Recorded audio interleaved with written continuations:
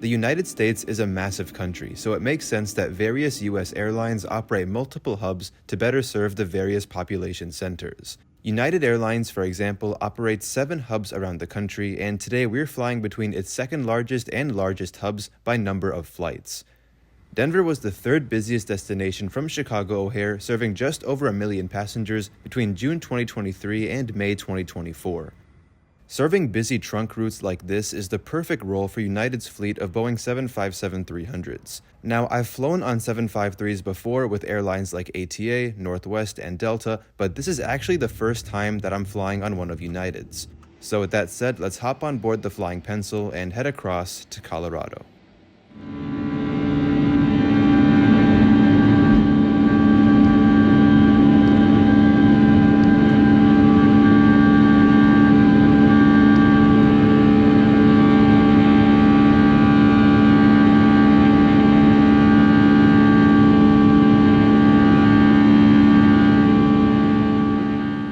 Good afternoon from Chicago O'Hare, where I've just arrived on a 1-hour late flight from Decatur, the subject of last week's video.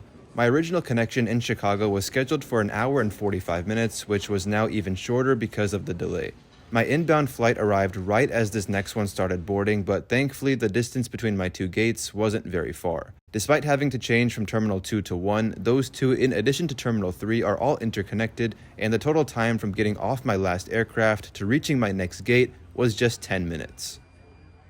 United operates a fleet of 21 757-300s, all of which previously flew for Continental Airlines before the merger, with 12 originally starting out with ATA or American Transair. And fun fact, one of my very first flights as an infant was on an ATA 757-300 in 2004 from Honolulu to San Francisco. That exact aircraft that I flew continues to fly with United today under registration November 7, 8866. About 5 minutes after I reached the gate, it was time to board, which took some time considering this was a full flight. The 757-300 is the longest single-aisle twin jet ever built, and because of its high capacity, United usually operates it on routes between hubs or to high-demand leisure destinations in Florida and Hawaii. There are 24 first-class seats up front and then 210 in economy, with 54 being designated as Economy Plus. I'll be in Economy Plus for this flight in seat 10A. Now, United offers this really cool perk for Mileage Plus members, specifically that when it's your birthday, you get a free Economy Plus upgrade as long as you book flights within that month. I was able to apply this free upgrade to 3 of the 6 flights that I took on this trip, with this being the first of them. The 757-300 still featured the older seats with the literature pocket at the top, tray table below, and a seat pocket. No complaints about the legroom in Economy Plus, as it's more than sufficient for anyone under 6 feet, and even more so without a bag in the way. Each trio of seats has 2 universal power outlets in between, and above the seats are old school style passenger service units and the overhead bins. United is still in the process of retrofitting its entire narrow-body fleet with the new next cabin that will be featured in the next video, but none of the 753s have been retrofitted as of now.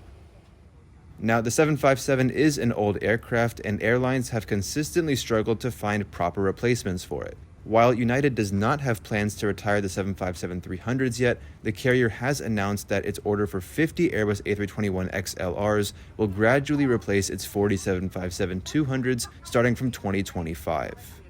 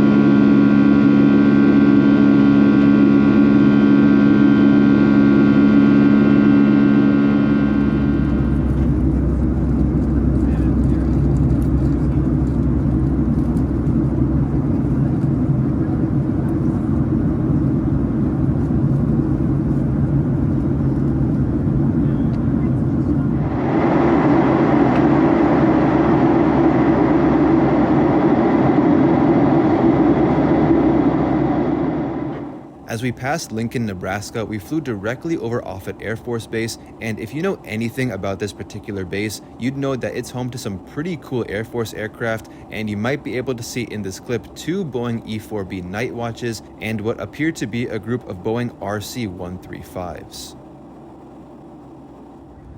Refreshment service included a choice of 4 snacks, for which I took the quinoa crisp things, and then drinks were separate, and I took water for that. With the in-flight Wi-Fi, streaming entertainment is available along with internet access for purchase. However, I had some exams coming up, so I chose to study instead for most of the flight. It will be a lot nicer though once these aircraft receive the new cabins.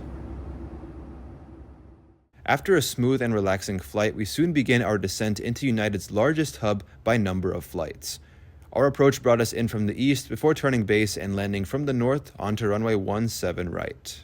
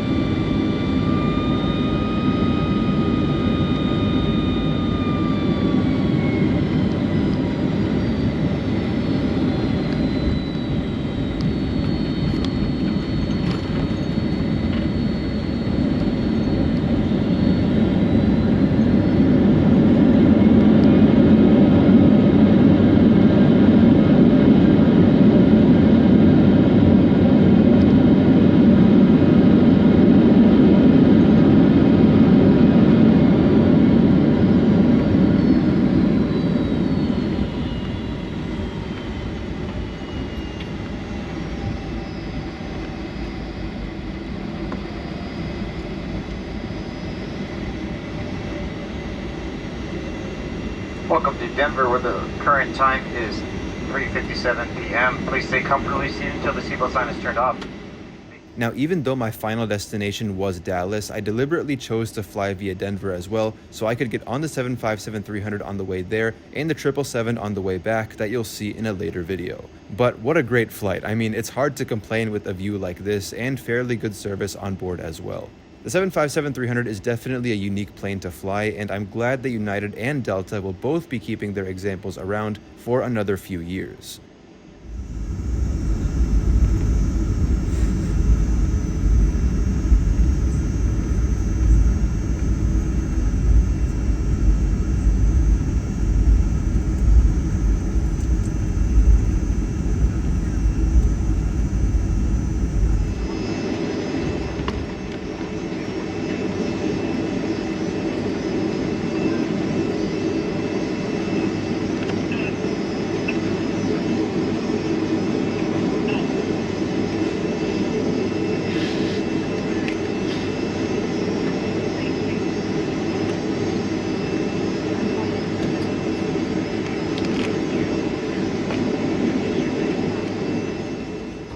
And with that, welcome to the Mile High City, where I'll have about an hour to relax before my next flight. Thank you very much for joining me, and I hope you enjoyed the video. Until next time, take care and goodbye.